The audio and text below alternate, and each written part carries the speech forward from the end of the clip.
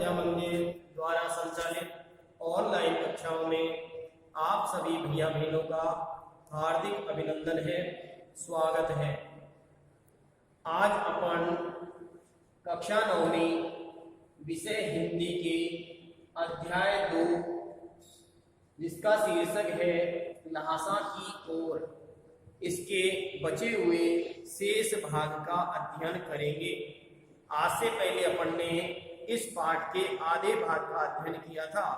शेष बचे हुए आधे भाग का अध्ययन अपन आज करेंगे। इस अध्याय के लेखक का नाम है राहुल सांकृत्यायन।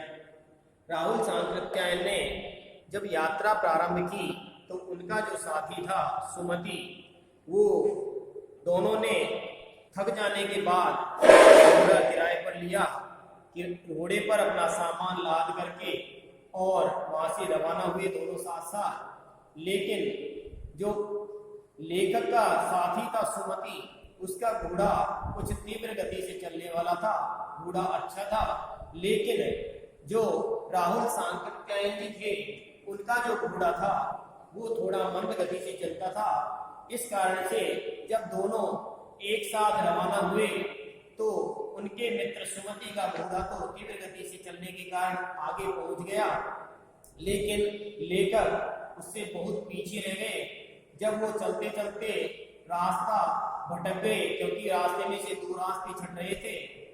लेखक ठीक रास्ते पर नहीं जाकर के बगल वाले रास्ते की ओर चल पड़े और रास्ते में कोई मिला नहीं जिससे वो पूछते। आगे जाकर जब उन्हें कोई मिला तो उन्होंने रास्ते के बारे में पूछा तो उन्होंने कहा कि आप तो रास्ता भटक गए हैं, आपने जो पीछे से रास्ता छोड़ा है वही आपके गंतव्य मार्ग तक जाता है। तो लेखक राहुल सांकृत्यायन ने वापस उसी रास्ते को पकड़ करके ठीक रास्ते तक पहुंचे और उस ठीक रास्ते पर आगे की ओर बढ़े। जब वो पहुंचे तो उनका जो मित्र था सुमति, वो उनका काफी देर से इंतजार कर रहा था और वो इंतजार करते करते उसने काफी घंटे अलाव जला करके अपने शरीर को तपाने के लिए और सेकने के लिए जला चुका था। और जब काफी देर उसने इंतजार की तो लेखक राहुल सांकृत्यायन जी उनके पास पहुंचे और जब वहां पहुंचे तो उनका अगला जो पड़ाव था वहां लंगोर में होने वाला था। जब वो लंगोर पहुंचे तो वहां भी उन्हें अच्छे यजमान मिल गए और यजमानों के वहां जाकर उन्होंने देखा तो पहले तो उन्हें चाय सत्तू खाने के लिए मिल गया और उसके बाद में रात को गरम गरम थुप्पा मिला। थुप्पा का अर्थ होता है विशेष प्रकार का खाने का व्यंजन। यहाँ तक अपन उस दिन इस पाठ को पढ़ चुके थे। उससे आगे अपन चलते हैं कि अब हम तिंगरी के विशाल मैदान में थे। अब लेखक और उसका जो साथी था वो तिंगरी नामक स्थान के एक विशाल मैदान में थे, जो पहाड़ों से घिरा हुआ टापू सा मालूम होता था, जिसमें दूर एक छोटी सी पहाड़ी मैदान के भीतर दिखाई पड़ती है। उसी पहाड़ी का नाम है तिंगरी समाधिगिरी। जो पहाड़ी दिखाई पड़ती है उस पहाड़ी का नाम ही है तिंगरी समाधिगिरी। आसपास के गांव में भी सुमति के कितने ही यजमान थे। आसपास के जो गांव थे वहां सुमति के बहुत से यजमान जानकार थे, परिचित थे। कपड़े की पतली पतली चिरी हुई बत्तियों के गंडे खत्म हो सकते थे। चिरी हुई का अर्थ है चीर करके बनाई हुई, कपड़े को बारीक बारीक चीर करके बनाई हुई। तो चिरी हुई बत्तियों के गंडे खत्म नहीं हो सकते थे, क्योंकि बोध गया से लाए कपड़े के खत्म हो जाने पर किसी कपड़े से बोध गया का गंडा बना लेते थे। अर्थात जब गंडे उनके खत्म होने को आते थे तो उससे पहले ही वो किसी कपड़े में से चीर करके और आगे के लिए पर्याप्त मात्रा में गंडे तैयार कर लेते थे। इसमें शब्द है गंडे। तो गंडे का अर्थ है मंत्रों का उच्चारण करके, इसका उच्चारण करके, मंत्रों का उच्चारण करके गांठ लगाया हुआ धागा या कपड़ा, उसको कहते हैं गंडा, जो गले में बांधने के लिए, बाजू में बांधने के लिए, कमर में बांधने के लिए काम आता है। तो पहले ही गंडे बना लिया करते थे। वे अपने यजमानों के पास जाना चाहते थे। मैंने सोचा यह तो हफ्ता भर उधर ही लगा देंगे, लेकिन उन्होंने सोचा कि इस प्रकार यजमानों के पास जाने में तो लगभग सप्ताह भर का समय, लगभग 7 दिनों का समय यही पूरा हो जाएगा। मैंने उनसे कहा कि जिस गांव में ठहरना हो उसमें भले ही गंडे मार दो, कि जिस गांव में अपना पड़ाव होता है, रात्रि को जिस स्थान पर अपन ठहरते हैं उस गांव में चाहो तो तुम गंडे मार सकते हो अपने यजमानों को, मगर आसपास के गांव में तुम्हें नहीं जाना है। इसके लिए मैं उन्हें लासा पहुंचकर रुपए दे दूंगा। इसके लिए मैं तुम्हें लासा पहुंच करके, अर्थात तुम्हें जो यजमानों से आय प्राप्त होगी उतनी आय मैं तुम्हें लासा पहुंच करके दे दूंगा। सुमति ने इस बात को स्वीकार कर लिया। दूसरे दिन हमने भैया ढूंढने की कोशिश की, लेकिन कोई नहीं मिला। सवेरे ही चल दिए होते तो अच्छा था, लेकिन अब 10-11 बजे की तेज धूप में चलना पड़ रहा था। तिब्बत की धूप भी बहुत कड़ी मालूम हो रही थी, अर्थात धूप बहुत तीव्र वेग से बह रही थी। यद्यपि थोड़े से भी मोटे कपड़े से सिर को ढांक ले तो गर्मी खत्म हो जाती है। आप 2 बजे सूरज की ओर मुंह करके चल रहे हैं। ललाट धूप से जल रहा है और पीछे का कंधा बर्फ हो रहा है, तथा सामने से जो धूप पड़ी थी उससे तो मानो मस्तक जला जा रहा था और पीछे का शरीर बर्फ के समान हो रहा था, अर्थात बर्फ के समान ठंडा हो रहा था। फिर हमने पीठ पर अपनी अपनी चीजें लादी और डंडा हाथ में लेकर के चल पड़े। यद्यपि सुमति के परिचित टिंगरी में भी थे, टिंगरी नामक जो स्थान था वहां पर भी सुमति के जानकार लोग थे, यजमान लोग थे, परिचित लोग थे, लेकिन वह एक और यजमान से मिलना चाहते थे। इसलिए आदमी मिलने का बहाना करके शेखर विहार की ओर चलने के लिए कहा। तिब्बत की जमीन बहुत अधिक छोटे छोटे जागीरदारों में बटी हुई है। जागीरदार का अर्थ होता है जागीर का मालिक, अर्थात जिसके पास बहुत अधिक मात्रा में जमीन जायदाद होती है उसकी कहते हैं जागीरदार। इन जागीरों का बहुत ज्यादा हिस्सा मठों विहारों के हाथ में है।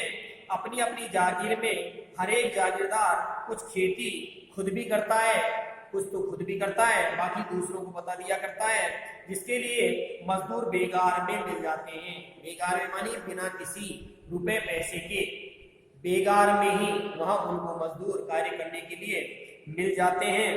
खेती का इंतजाम देखने के लिए वहां कोई भिक्षु भेजा जाता है और जागीर के आदमियों के लिए राजा से कम नहीं होता। जो भिक्षु भेजा जाता है वो जागीर के आदमियों के लिए किसी राजा से कम नहीं होता है, उसका पद जो होता है किसी राजा से कम नहीं होता। शेखर की खेती के मुखिया भिक्षु नमसे बड़े भद्र पुरुष थे। वह बहुत प्रेम से मिले। हालांकि उस वक्त मेरा भेष ऐसा नहीं था कि उन्हें कुछ भी ख्याल करना चाहिए था। यहाँ एक अच्छा मंदिर था जिसमें कंजुर बुद्ध वचन अनुवाद की हाथों से लिखी हुई हस्तलिखित 103 पोथियां रखी हुई थी। उस मंदिर के भीतर मेरा आसन भी वहीं लगा दिया गया। वह बड़े मोटे कागज पर अच्छे अक्षरों में लिखी हुई थी। एक एक पोथी 15-15 शेर से कम नहीं होगी, अर्थात एक एक जो पुस्तक थी, पोथी थी, उसका वजन 15-15 किलो से कम नहीं था। सुमति ने फिर आसपास अपने यजमानों के पास जाने के बारे में पूछा। मैं अब पुस्तकों के भीतर था, अर्थात पुस्तकों को पढ़ने में मशगूल था, व्यस्त था। इसलिए मैंने उन्हें जाने के लिए कह दिया कि तुम कहीं जाना है वहां जाकर के आइए। मैंने उन्हें मना नहीं किया। दूसरे दिन वह गए। मैंने समझा था 2-3 दिन लगेंगे, लेकिन वह उसी दिन दोपहर बाद चले आए।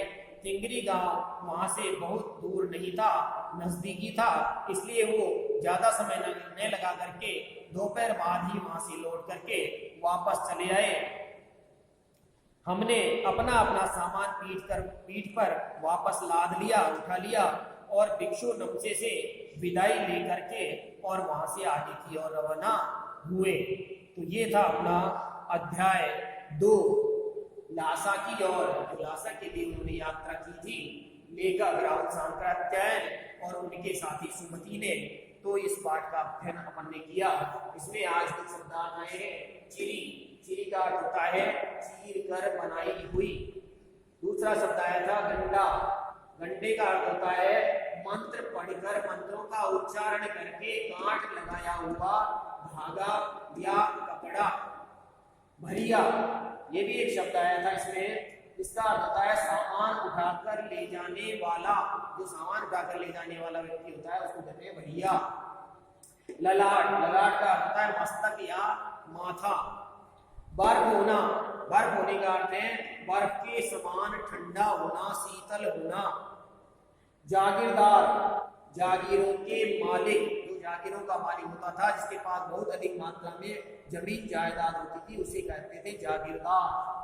बेगार, बिना मेहनताना लिए कार्य करना। ऐसा मजदूर जो बिना मेहनताना लिए कार्य करता है उसे कहते हैं बेगार। भिक्षु, बौद्ध धर्म का अनुयायी, बौद्ध धर्म का अनुसरण करने वाला, उसके कहते हैं भिक्षु। भेष, वेशभूषा या कपड़े। हस्तलिखित, हस्तलिखित का अर्थ होता है हाथ से लिखी हुई। तो ये थे अपने इस पाठ के शब्दार्थ। ये अपना आज पाठ अध्याय 2 आशा की और इसका जो शेष भाग था वो अपन ने पूरा किया। तो आप सभी भैया बहनों से मेरा विशेष आग्रह है कि इस पाठ को आप एक बार मन लगा करके शांत चित्त से एक बार पुनः ध्यान पूर्वक पढ़ें।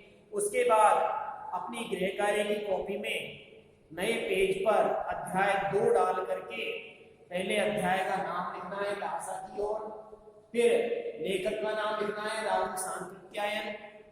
उसके बाद में अपन को लेखक परिचय लिखना है, जो मैंने बोर्ड पर आपको व्यवस्थित रूप से लिख करके बता रखा है। इस लेखक परिचय को अपनी कॉपी में उतारना है। इस लेखक परिचय को उतारने के बाद में इस पाठ के पीछे किताब में, पुस्तक में अपने जो शब्दार्थ दिए हुए हैं उन शब्दार्थों को क्रम से लिखना और इसके बाद आगे अपन इस पाठ के अभ्यास प्रश्नों का अध्ययन करेंगे। धन्यवाद।